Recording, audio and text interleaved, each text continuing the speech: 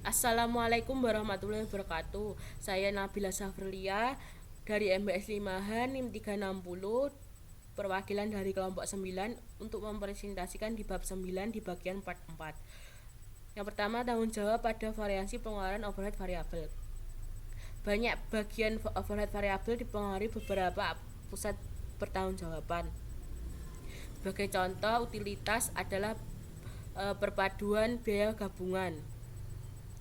Lalu jika tingkat konsumsi overhead variabel dapat ditelusuri ke suatu pusat pertanggungjawaban, maka tanggung jawab dapat dibebankan.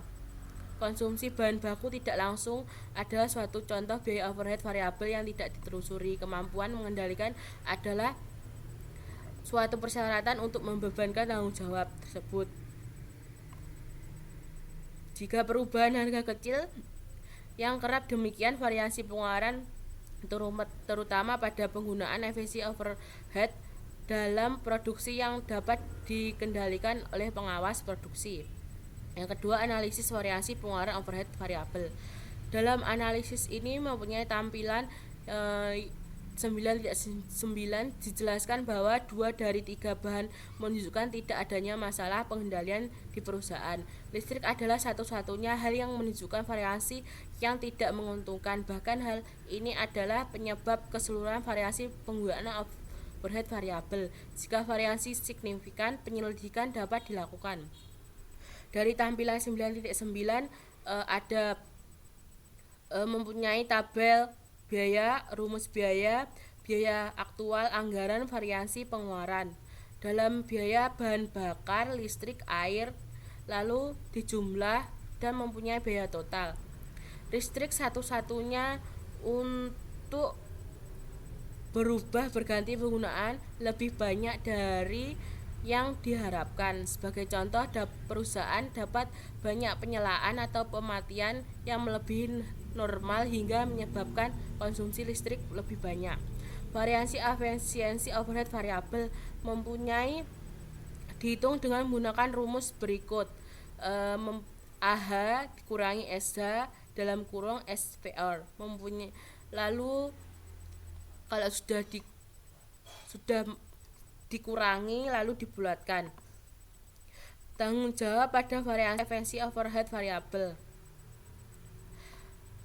Jika overhead variabel benar-benar proporsional dengan konsumsi tenaga kerja langsung, maka variasi overhead variabel disebabkan oleh efisiensi atau tidak efisiensi penggunaan tenaga kerja.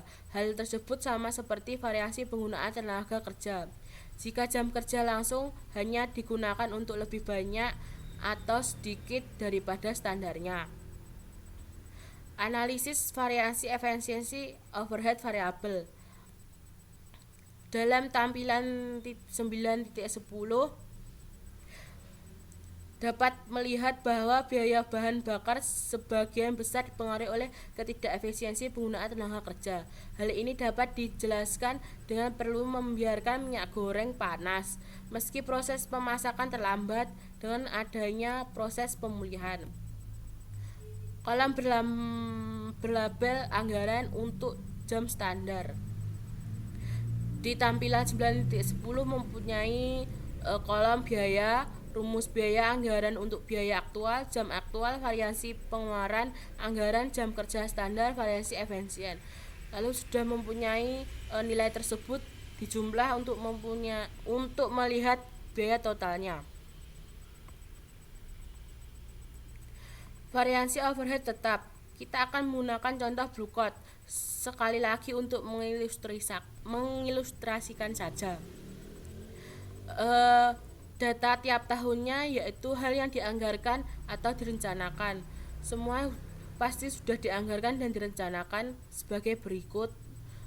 Untuk memproduksi 3 juta bungkus keripik per 23.400 jam. Hasil aktualnya sudah dilihat dari sini, produksi aktualnya 2.750 bungkus per keripik. Ini adalah akhir hasil aktualnya. Total variasi overhead tetap. Total variansi overhead tetap adalah perbedaan antara overhead tetap aktual dan overhead tetap yang dibebankan. Overhead tetap yang dibebankan mempunyai rumus sebagai berikut: tarif standar overhead tetap dikali jam standar, lalu dibulatkan. Total variasi overhead tetap adalah perbedaan antara overhead tetap aktual dan overhead tetap yang dibebankan, lalu dikurangi dan mempunyai hasil 61.527 yang kurang dibebankan. Ini adalah peta konsepnya dari tampilan 9.11. Variasi pengeluaran overhead tetap. Variasi pengeluaran overhead tetap didefinisikan sebagai perbedaan antara overhead tetap aktual dan overhead tetap yang dianggarkan. Tanggung jawab pada variasi pengeluaran tetap dibuat dari beberapa bagian terpisah seperti gaji, penyusutan, dan pajak. Sebagai contoh, penyusutan gaji dan pajak asuransi tidak banyak berbeda dari yang direncanakan. Analisis variasi pengeluaran overhead tetap mempunyai tampilan 9.12, yaitu analisis penyusutan gaji, pajak, asuransi yang sudah mengetahui nilainya lalu dijumlah dan mempunyai hasil biaya total overhead tetap. Variasi volume overhead tetap. Variasi volume overhead tetap adalah perbedaan antara overhead tetap yang dianggarkan dan overhead tetap yang dibebankan. Sebagai contoh berikut ini: memiliki kapasitas produksi 3 juta, output aktualnya 2.750 bungkus. Jadi output aktual kurang dari yang diperkirakan 21.450 jam yang diizinkan untuk output aktual. Ini adalah rumusnya. Variasi volume dari tabel di atas, lalu kita rumuskan sebagai berikut ini. Ini kayak tadi di atas, lalu kita kali dan dikurangi overhead tetap yang dianggarkan dikurangi overhead tetap yang dibebankan dan mempunyai hasil berikut. Yang terakhir adalah tanggung jawab pada variasi volume overhead tetap.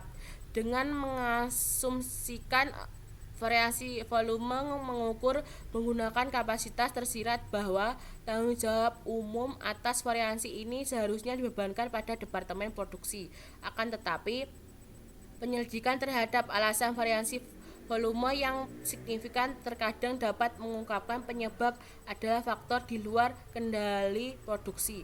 Pada contoh ini, tanggung jawab spesifik dapat dikeluhkan dengan tempat lain. Sebagai contoh, bagian pembelian yang mendapatkan bahkan kualitas yang lebih rendah dari biasanya dapat mengakibatkan waktu pengerjaan kembali yang signifikan, sehingga menyebabkan produksi lebih rendah dan variasi volume yang tidak menguntungkan. Dalam hal ini, tanggung jawab atas variasi terletak pada bagian pembelian, bukan pada bagian produksi. Sekian dari presentasi saya. Mohon maaf jika pelafalan saya kurang menarik dan jelek. Terima kasih. Wassalamualaikum warahmatullahi wabarakatuh.